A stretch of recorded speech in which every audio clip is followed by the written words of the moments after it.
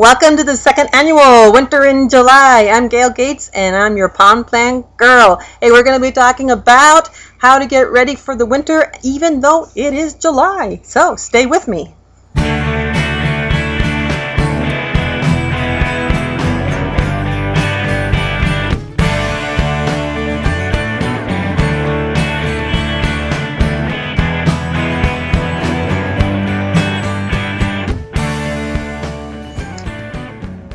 All right, according to my weather thingy temperature thing on the wall, it is 120 degrees.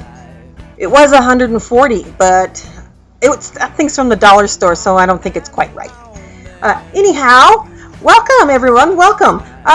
We're going to be talking about how to be winter ready even though it's stinking hot, and how to do some beginning ponding. And this is one thing that I got. I don't know if you remember when I went to the 98-cent store, and I love going there when they've got plants. I don't think they have plants right now. And I got this little guy. I put it in my Aztec water garden, that floating water garden, and it's like crummy pictures on my other YouTubes. But then it grew like crazy wild and became this giant jungle. And so I took some of it and I repotted it. And actually what I did was I threw the mint in a bowl of water and I forgot it was there and it grew roots, and so I potted it. And so anyway, any type of mint is supposed to be a good pond plant. This one is extremely hardy because it does, oh, it smells so good. Because it does really good in the hot, hot sun. Now I've got some, I almost stuck it in my whipped cream cheese frosting. I can blame my husband for that. I've got some actual water mint that it smells good too, but it does not do good in the sun. So we're going to start talking about how to know the do's and the don'ts when you're a beginning gardener, and that is practice.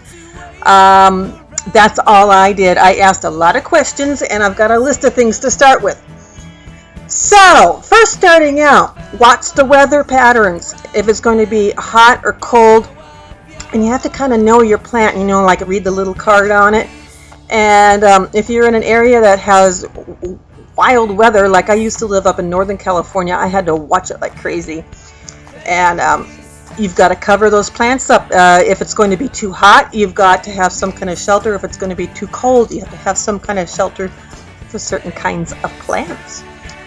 Alrighty then, ask lots of questions. You can ask me. And the good thing is that I've been invited to be a master gardener, and that starts in January. So then you can ask me lots of questions and hopefully I'll have an answer for you. All right, follow the package directions.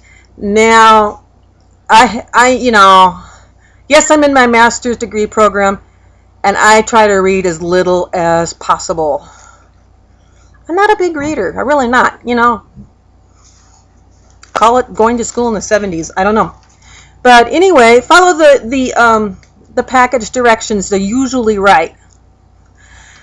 And when you're taking your plants out, try not to disturb the roots. Now, I remember when I was a kid, Granny would say, okay, Grandma, I love you, Grandma. She would say, take the pot out and, break apart the roots and so they can grow. Sorry, Grandma, I don't do that. No, just I do this with any plant. I try to disturb the roots as little as possible. Take it straight out of the pot and in the ground. The key is to have the ground fluffed up, whether it is just regular thick backyard dirt or it is like the Miracle-Gro moisture control that I love so much. And it's got to be some kind of fluffy in it.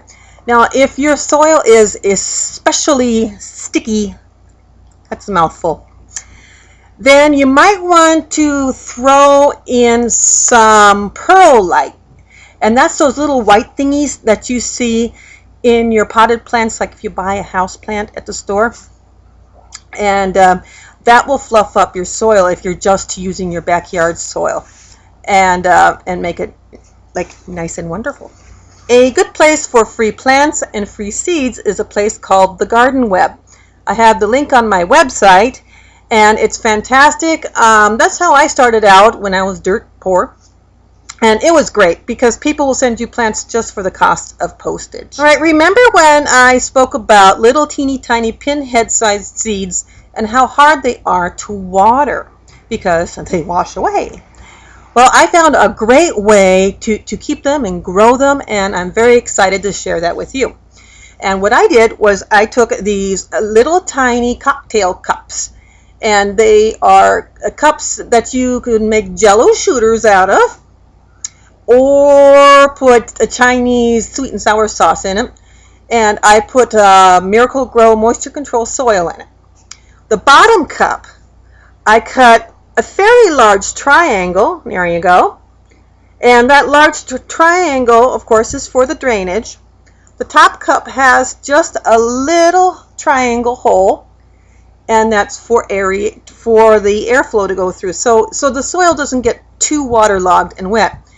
I put the soil in the bottom cup, and I made sure it was nice and wet. And then I put the little teeny tiny seed on there. Put the top cup on, taped down the sides. I actually marked it so I knew what was inside. And I don't have to water this at all. What I do is when it's out in the garden and I'm spraying around, I'll just run the hose over it so it'll get a drip or two inside. And the condensation will keep it nice and moist. And I've got some plants that are perking up in there, and little guys. And I'm very excited. What I'm actually growing is Havana tobacco.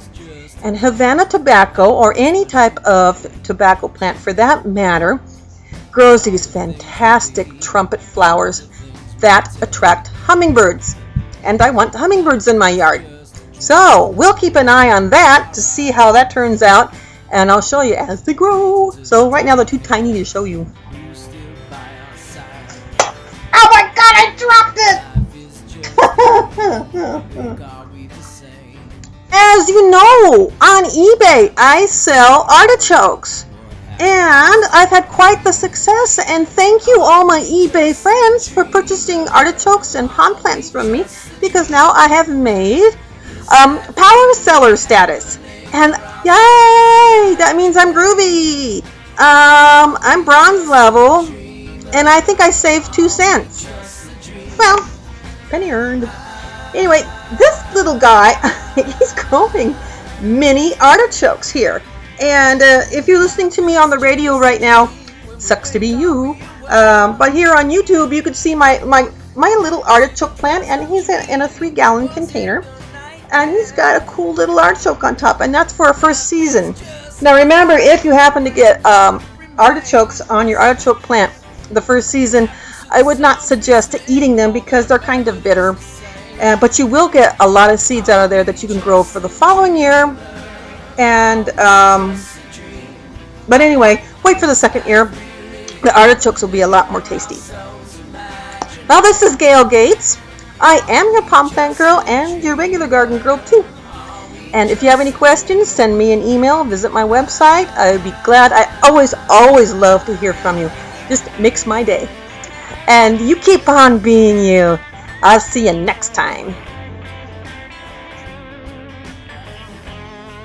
Okay, everybody, I have TMJ. It's hard for me to say my S's, so don't give me Susie sells seashells by the seashore.